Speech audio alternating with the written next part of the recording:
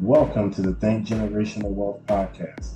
This is the personal finance podcast for the Black community. I am your host, Amir Estimo. Think Generational Wealth was created to empower the culture to think wealth, assets, and prosperity for future generations. If you are someone who is inspired to leave a legacy and needs actionable steps on how to do it, this is the podcast for you. Join me every week as we discuss various topics from personal finance, building assets, and mindset. Our goal is to leave the planet better than how we found it by enriching our future generations with the right tools for success. And thanks for joining us on this journey.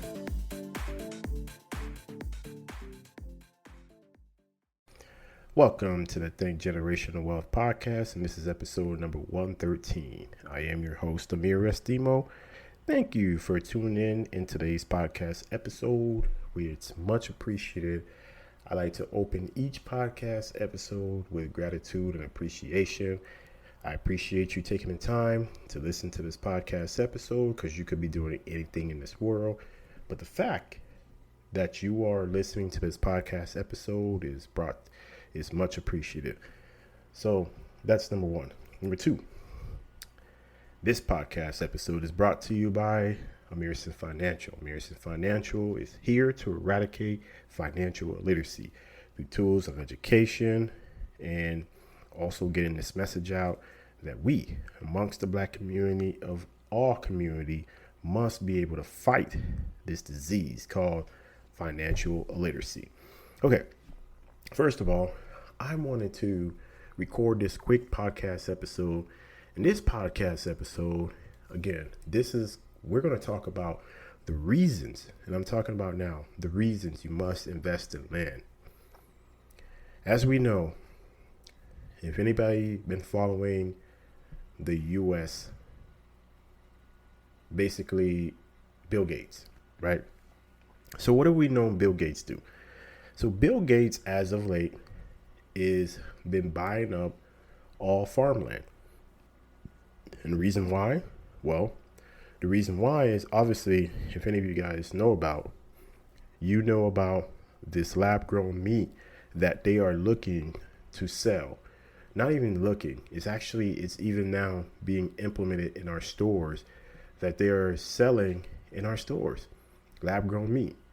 And the FDA approved this based off Bill Gates was actually buying up properties, vacant land properties, so he can build facilities to produce these lab-grown meat. So they say, well, the reason these lab-grown meats they are created is to help protect the environment, help protect the cows, and et cetera, et cetera, et cetera. But we all know you're not going to be able to get the true nutrition that you would need from using these or consuming these lab-grown meats. So the reason I'm saying, folks, if you have been listening to this podcast, I've recorded several episodes. You can look them up. Go back to any of my recent podcast episode. What you will see is what I've been stressing is that you must buy land, because once you start owning land, you can then look into certain things like creating your own crops, growing your own crops. Because the way the U.S. is heading is we are heading in that direction. And that direction is we are heading to where people are going to need to grow their own crops. Because obviously they don't want to say it. The government don't want to say it, but we are in a inflation, right? So when you get yourself some land, guess what you can do? You have options. Okay, let me paint this picture for you guys, right? Think about it, the fact that when you buy a home, then you pay it off. What are you still doing? At least here in the U.S., you are still paying property taxes, okay? You're still paying property taxes. No way around it. You can own a home and you still got to pay property taxes. And you paying property taxes to the county or the city. Not only you pay into the city, but you're paying into the county, at least here in the U.S., right? Or at least certain parts of the U.S. They are still getting paid. When you own some land, what happens in this scenario, right, is you become like the city, the government. Is when you own some land. Let me tell you a story. There is a guy, I can't remember his name. He bought. So what happened was he bought some land back in the 1950s, right? So we know 1950s, 1960s, what we were dealing with: racial riots, black people trying to get equal civil rights, right? So we were not on par with our white counterparts because there was a lot of laws that was against it, Jim Crow laws that are still going again. We didn't have right to vote. We didn't have certain rights to use the public bathroom, etc. So what he did was, this is actually, if I was to trace this back, go back to when Black Wall Street was built. I don't have the name of the guy who started it, but what he did was he bought, I think, like 400 acres. I may be wrong. It was either 400 acres or 40 acres of land, right? But I think it's on it's the aforementioned 400 acres of land. So what he did with that land was he was then selling it off to black businesses. That's how Black Wall Street in Tulsa was born, or Green, if you go back to the Tulsa, that's how it was born. So in this property, what he was doing was, but I do have a podcast episode. If you go look at some of my older episodes, I will actually put them in the show notes. It's just right now I'm recording this episode from the top of my head. So there's no notes, etc. Because I just felt like I need to stress the importance of why it's important to own land. Okay. I know a lot of people right now are in the residential, and maybe you're someone who listens to this podcast episode. You got some rentals, etc., but those are not making any money. Let's just be real. Okay. Residential right now is not making any money. So what he did was he bought, I think it was 400 acres, but let's just say that. And what he was doing was selling some of these acreages to black people. And then what these black people were doing was they were starting up businesses in the community, like dental office, etc., doctor's office, banking. This was all being built. So this was all being built in the Black Wall Street district, right? And we all know the story. A young man went into the elevator, and then some white lady went into the elevator with him, and then she claimed that he raped her.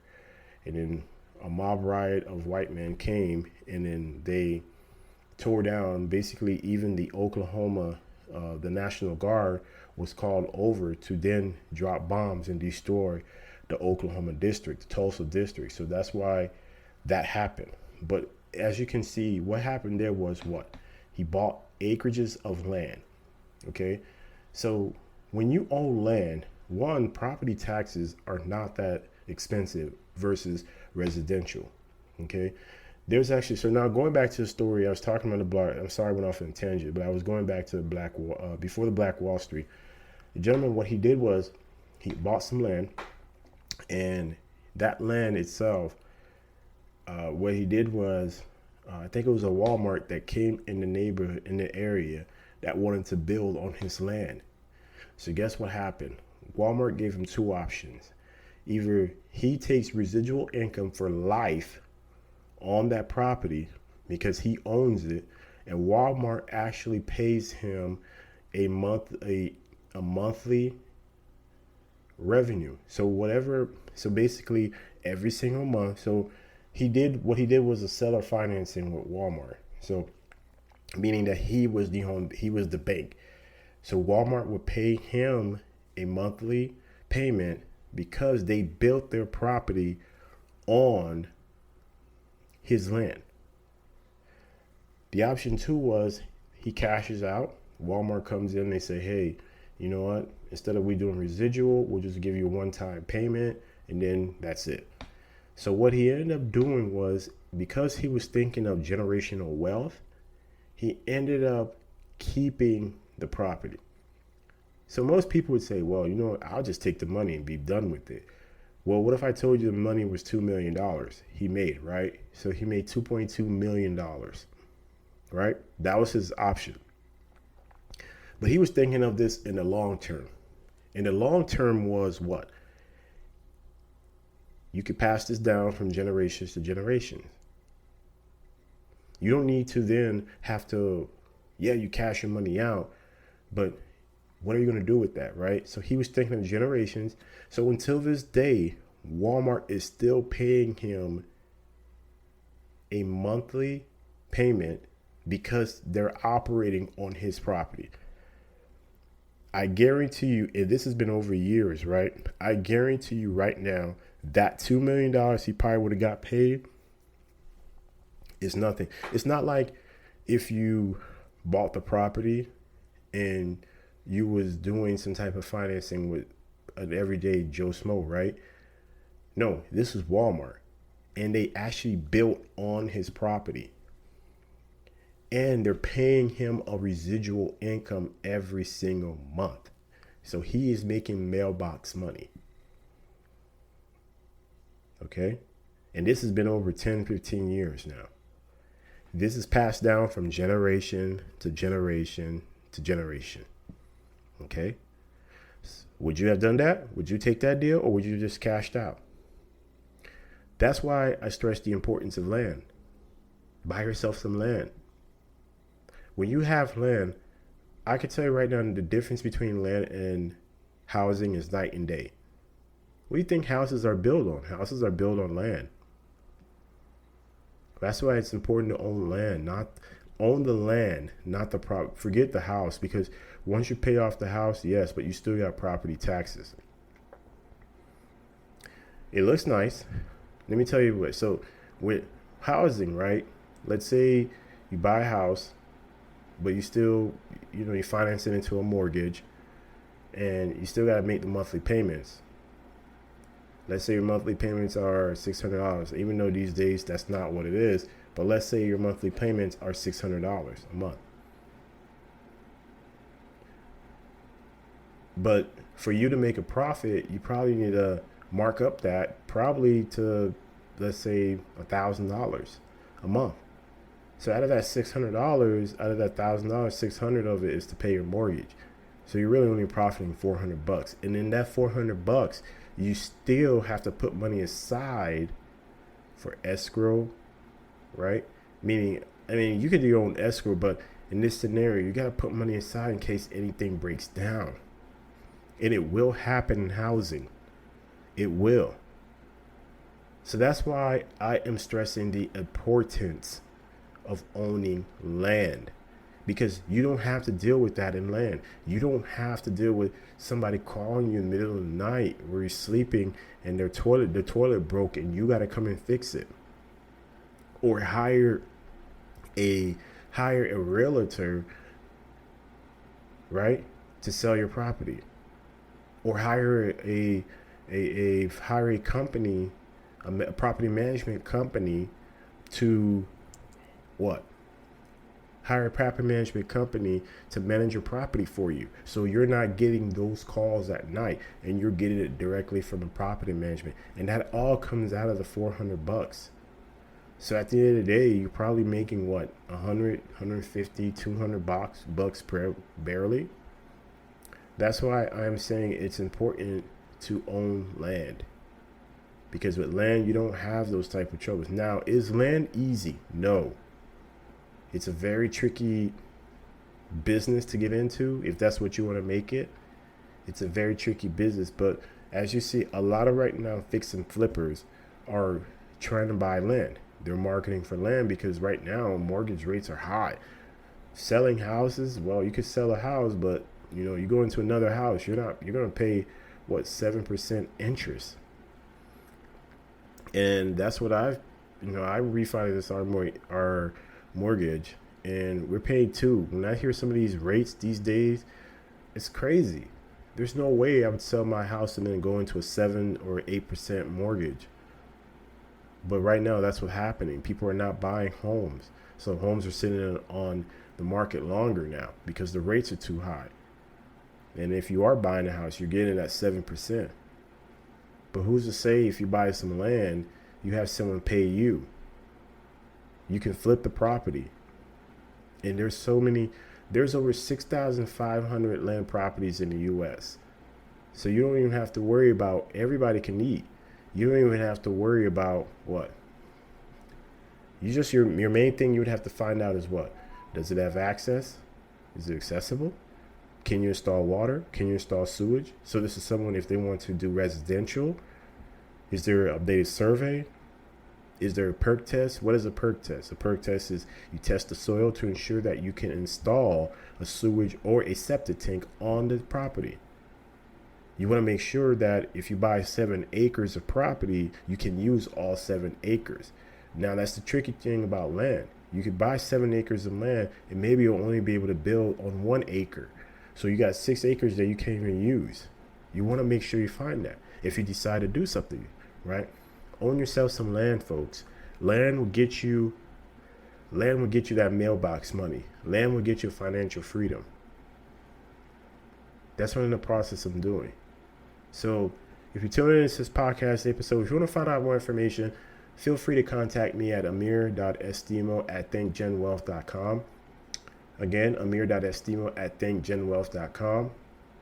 And then I can give you some tips, whatever you like to know. You want to get into this business. Now, I tell you right now, it is not easy. It is competition. But if you're not afraid of competition and you're not afraid of putting in some work, it could be very lucrative for you. Okay? So thank you for tuning into this podcast episode. And until next week, much love. Peace. Thank you for listening to the Think Generational Wealth podcast. If you enjoyed this podcast, here's 3 ways you can help the podcast grow.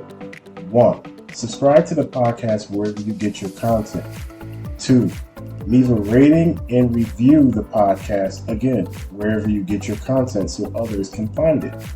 And 3, share this content with someone that you think will find this of value. Thank you for listening again to the Think Generational Wealth podcast. Peace and much love.